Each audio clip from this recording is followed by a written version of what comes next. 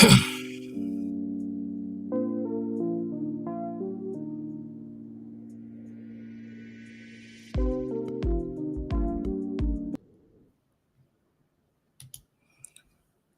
everybody. It is Dr. Rick dropping in on you. Look, I'm not going to be long. I know everybody's in their holiday rush. Everybody's trying to make a whole bunch of things happen in a very short period of time. But I am going to drop in. It is Tuesday. It is Transformational Tuesday. And we're going to talk very briefly about the powerful and potent force of intention, being intent in our thinking, in our behavior, in our words, and what that means as far as achieving an elevated state of existence, moving to the next level. It's about the next level. It's always about the next level living. It's about saying, I made it to a certain point. I got what I wanted, but I'm not satisfied. I am not adapting or adopting the status quo. I'm going after it. And so we're going to talk about that briefly today. And I want you, if you really and truly are blessed by what you hear, take the time to wherever you're watching it, whether it's YouTube, whether it's Instagram, whether it is Facebook or LinkedIn, or all the different places where this is going to be streamed. If you like what you hear, hit the like button. If you really and truly are blessed, share it with someone else. Before I get into this, I want to point you guys to the description box wherever you're watching this. There's going to be two links under the short description of what we're talking about today. There will be two links. One will be to the Mind Unleashed course, which is a way that you can start practicing what I'm going to share with you today and literally change your life. If you don't change your thinking, if you don't change your approach, you will never change your situation. Your thoughts are the seeds of your destiny. You are literally planning the reality that you will eventually encounter with the way you think, the thoughts you entertain, the beliefs you hold. All of these things are so important. And we teach you how to literally shape your reality by shaping your thinking in this course. The second link is for those of you who are really serious and truly ready to get started.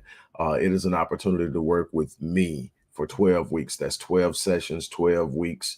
It is normally $3,500 for this particular package, but for the remainder of today only, you can get it for 1,500. And for those of you who think that's too much, it's not for you.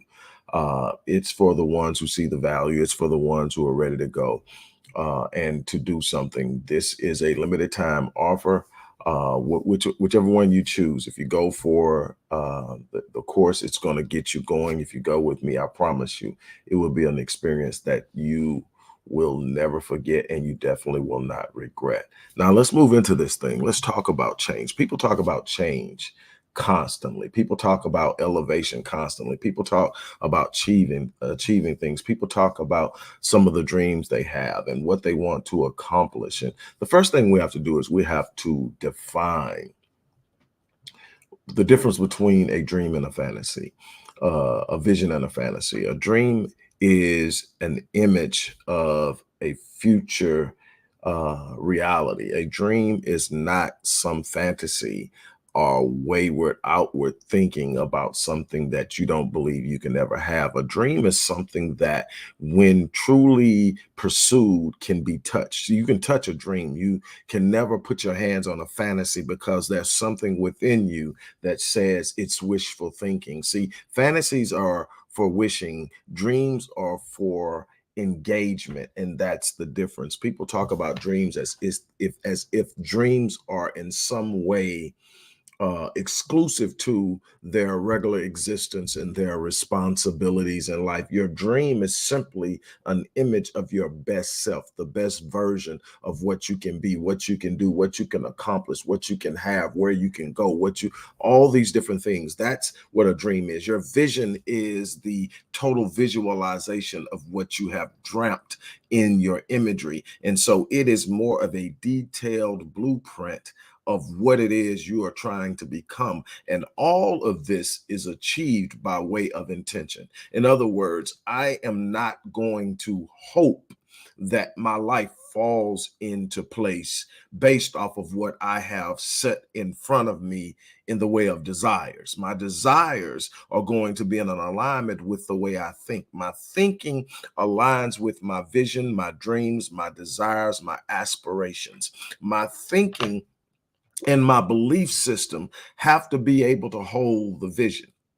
And so I am intentionally engaging. I'm engaging my vision, my dream, my aspirations, the things that I see myself doing, the things I see myself having, the things I see myself accomplishing.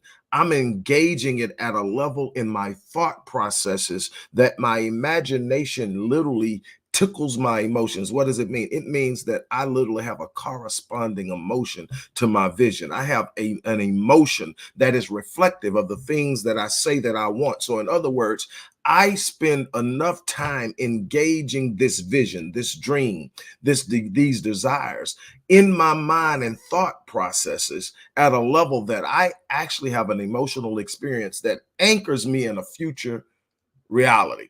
What does that mean? That means that every time I run into a difficult moment, I consult the vision and automatically experience the emotion. And again, I'm reminded of why I'm going through what I'm going through. See, what you have to understand is emotions are powerful anchors. They are not meant to be the catalyst for your decision making, but they are meant to give you an experience or an awareness of your reality. When you're angry, it's because you feel wrong. When you are sad, it's because you feel lost. When you are elated, it's because you have experienced something that you desire to experience. And your job is to be able to reproduce the emotions that you like experiencing by intentionally engaging the thought patterns that produce the reality.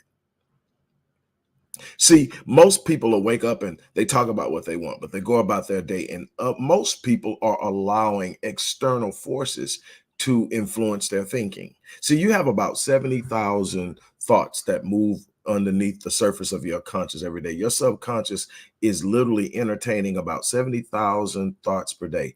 Your conscious can't possibly fathom all of the thoughts that are moving beneath the surface, but these thoughts are literally a part of the programming that you have literally created by your thinking. So in other words, every time your conscious engages something, it's a thought process. It's now stored in the subconscious. Your conscious is holding every thought, every engagement, every experience, every processing of information. What do you think about it? How do you feel about it? All these different things. Now it's flowing through what we call the reticular activating system. The reticular activating system is the filter that prioritizes your thoughts, because at 70,000 thoughts, you can't get all that stuff flowing in your conscious. You'll go crazy.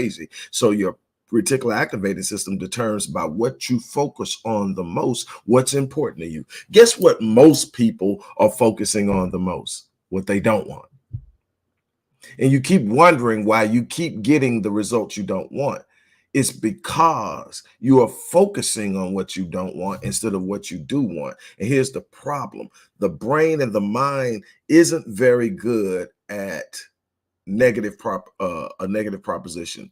And what I mean by that, saying I don't want something, saying I don't want to be broke, or I'm tired of the bills.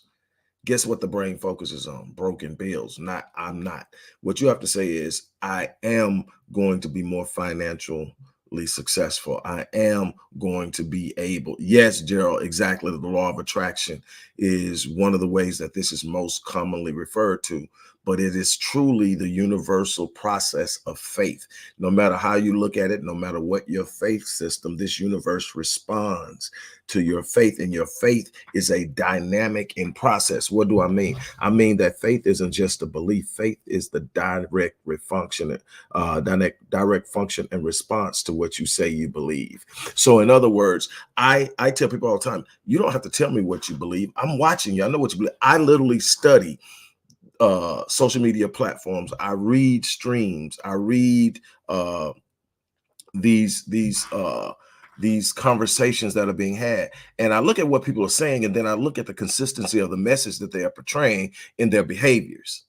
If you're constantly talking about you have faith in God, but you are constantly complaining about how horrible life is, you may know God, know of God, you may know of some force in the universe, but you haven't made the connection between yourself and this higher state, and you don't realize the power you possess based on the higher state being a part of you. And so what have you done? You have literally sit up and said something, but your faith says, I really don't believe. Because if you believe, there's something within you that'll sit up and say, I know this moment is temporary. Why?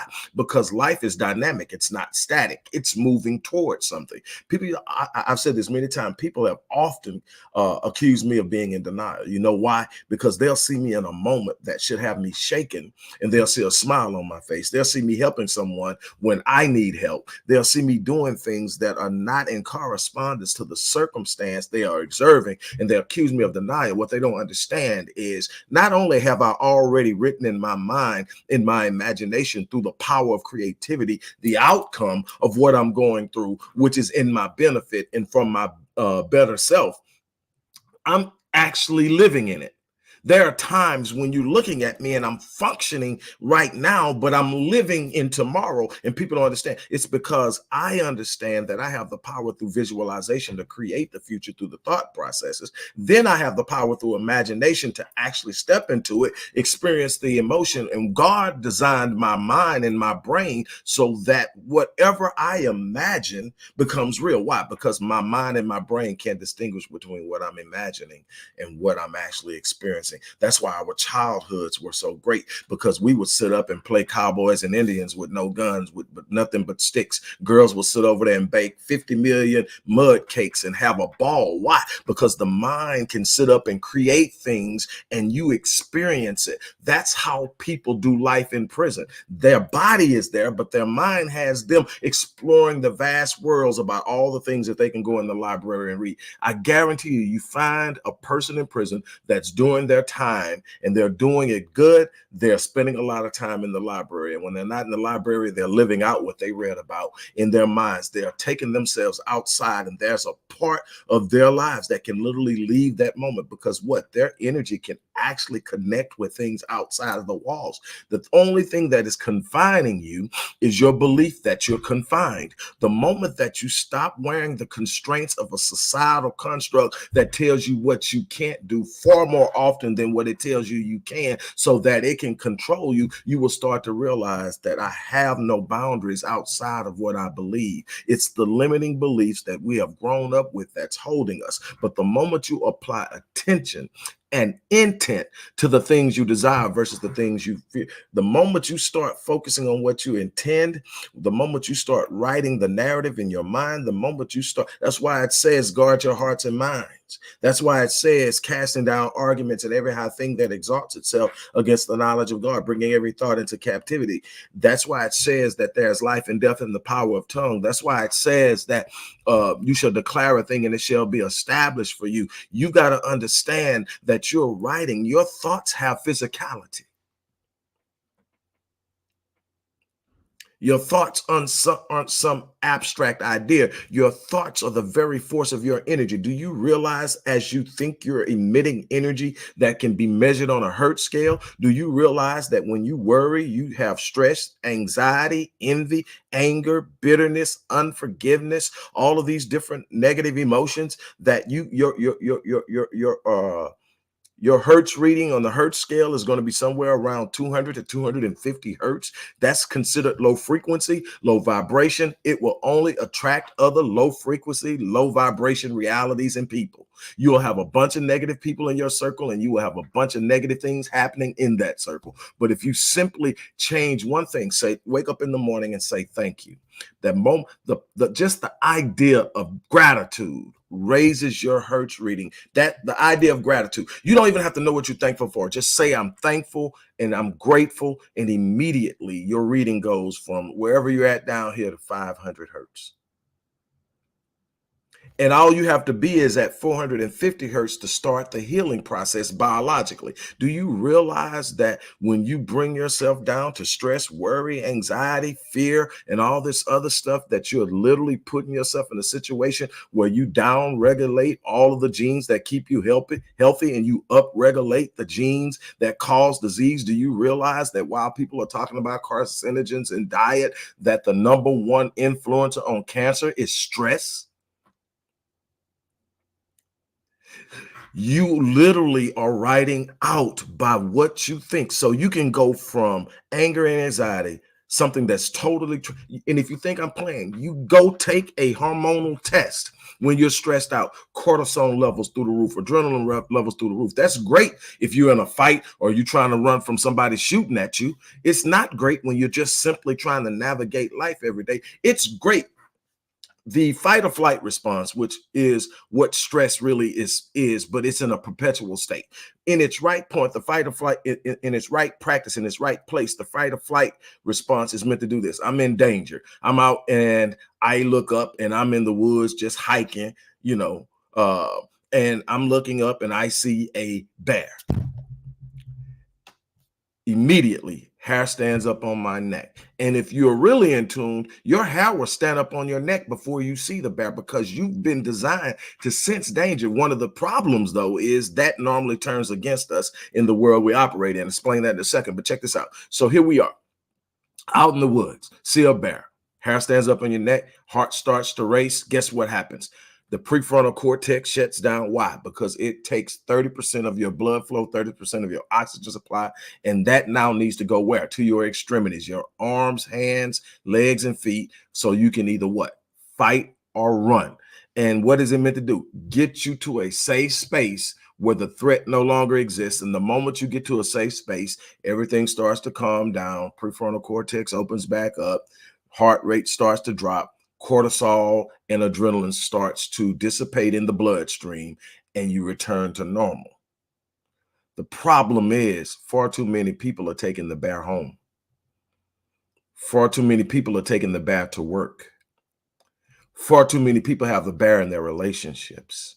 Far too many people have the bear in their finances. So they wake up, heart racing, fear, anxiety. How am I going to do this? How am I going to do this? What's going on with this? What's happening with that? You wake up with nothing but negativity on your mind. You trigger it. This is what you call chronic stress. Chronic stress says, I got cortisol in my body almost all the time. The problem is, after you have cortisol in your body over 40 minutes at one given time. That's why extreme workouts, you have to be very careful at, because the body starts to feel the stress and it starts to produce cortisol. You've got to be very careful on your intensity workouts and how you span those. But anyway, so what happens is, after 40 minutes of it being in your body, it starts to turn on your body. Everything starts to become counterproductive. It was great when you needed to get that workout done. It was great when you was trying to get out of the way of that car. All these things that happen in a rapid succession that put you in a safer space. It's great. But the moment it gets past that, it starts to work against you. And just imagine you've got something in your body that after 40 minutes starts to turn on your body. It's attacking your organs. It's attacking your arterial health. It's attacking you. And you're wondering why we're dying at such an early age. You're wondering why our health and quality of life is so bad. It's actually something we can manage with our minds. We create an environment around it. I have studied epigenetics now for almost 30 years. And what I've learned in epigenetics has been a blessing to me and to other people that I work with. But what I can tell you is, you are writing your destiny with your thoughts. Your thoughts are the seeds of your destiny. You cannot get around it. What you are entertaining in your thinking, what you're entertaining in your self-talk, what you are allowing in your circle in the way of energy, based on that thought process and that self-talk, is writing out the narrative of your life. If you want to change your life, change your thinking.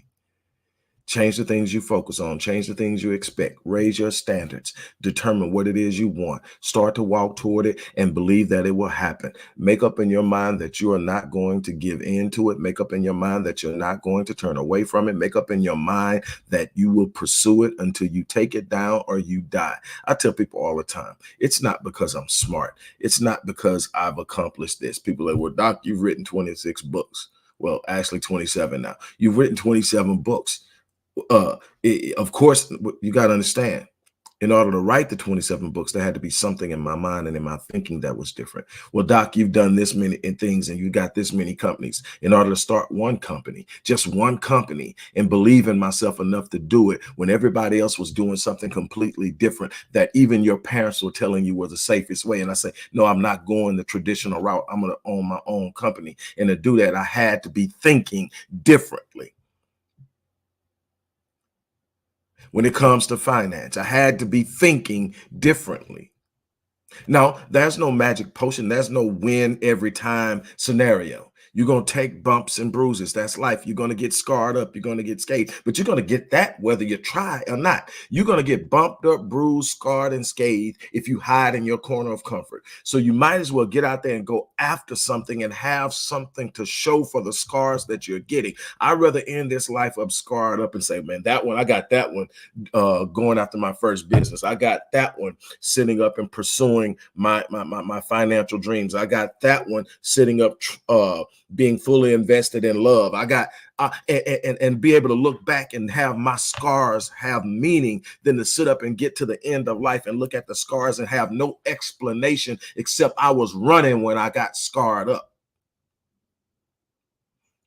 I was running from my destiny. I was running from my better self. I was running from the opportunities that were sitting in front of me because fear took control. I bought into the lie that I was limited. I bought into the lie that I couldn't do X, Y, Z. I bought into a narrative that I had a place in life, a lot in life, and I didn't have a right to step outside of that lot to experience life in its fullest. I'm trying to get you to understand nobody can write your narrative, but you stop giving your pen to people who don't have your best interest. You write your own narrative. You start with an intentional desire and an intentional movement and intentional in your thinking. You don't receive. One of the things I sit up in my prayer, meditation, and journaling every day, I pray it, I journal it.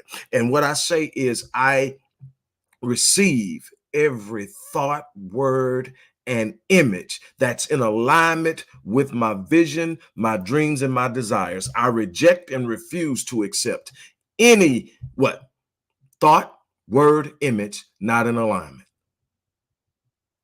I'm choosing what I entertain. I'm choosing what I give. And what I'm gonna tell you is when you focus on being grateful, you can't be fearful and afraid in a state of gratitude. You can't be worried in a state of gratitude. You can't be angry and bitter in a state of gratitude. What I'm trying to get you to understand, your healing begins when you become grateful. And you say, well, what do I have to be grateful for? You know what? You know what I teach my clients? Because people have been trained in their experiences in society to focus on what's wrong, to focus on what the problem is, to focus on what could hurt them. And so they're never looking for the thing to be grateful for because they're so focused on what's wrong in their lives. So you got to reprogram them. So I say, let's just keep it simple. Instead of trying to come up with 1, 2, 3, 4, 5 of why you need to be grateful, say, I'm grateful for this moment. Well, what does that mean, Doc? This moment has potential. This moment is infinitely potent with what's possible. This moment hasn't been negatively impacted. I'm in the moment, and in this moment, what I choose to be becomes. Calling those things that are not as though they are and watching them become is the power you have within you that is divinely ordered, and absolutely nothing or no one can stop it. One of my favorite movies, and then I'm going to be done. One of my favorite movies is Deja Vu with Denzel Washington and Paula Patton. And in this guy blows up at the beginning of the movie. He blows up this ferry, kills a bunch of people. And then Denzel was a homicide investigator. And in investigating it, he turns around and finds out that the government has this ability to go back in time and they can observe things. But he determines in observing it that he can actually place himself back in time, which nobody had ever done. But he does it. So now he's back in the past with the killer. And there's a point in time where he has the killer across the table from him. And he's talking to him and he's trying to figure out how he's going to convince this guy or stop this guy. And what happens is the guy looks at him and says something extremely profound that I carry me today. He says, "Do you understand the meaning of destiny?" And Denzel says, "What?" He says, "The more you try to stop it, you only ensure that it happens." Did you hear that? The very nature of destiny says the more you try to stop it, you only ensure that every obstacle, every hater, every person that's trying to throw wrenches in your thing cannot stop it. They only become a part of it. You actually are ensuring my destiny when you move against me because it's a part of the elevation process. I need resistance to ride. I need resistance to become stronger. I need resistance to sit up and drive. So everything that happens that seems to be something that's stopping you is actually a part of what is taking you to your destiny. The only person that can stop your destiny is you. And the only way that you stop it is quitting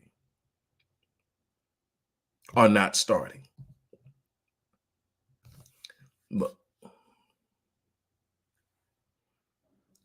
you have got to take control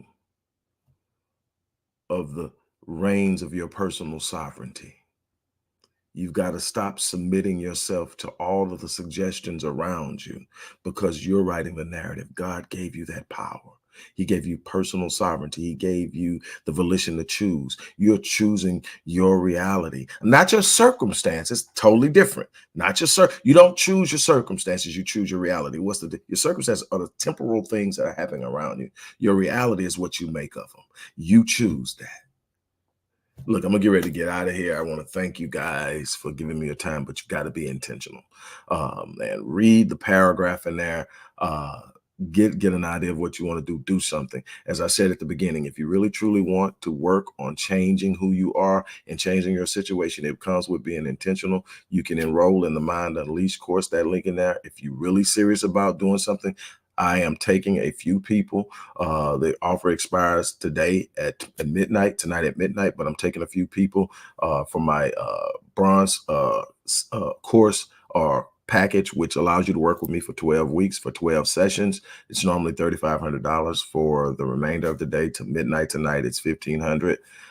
Look, you got to do something no matter what you do, whether you work with me or not, whether you sign up with the course or not. You've got to at some point get to where you are doing what you are supposed to do. Nobody can change your life for you but you. And on that note, look, I'm gonna get ready to get out of here. As I always say, I live my life on full so that when I leave this place, I die on E. And all that simply means is I'm leaving no potential untapped. I'm giving every one of my 86,400 seconds meaning. And on that note, I'm out of here. You guys have an unbelievable remainder of the day. And I'll talk to you soon.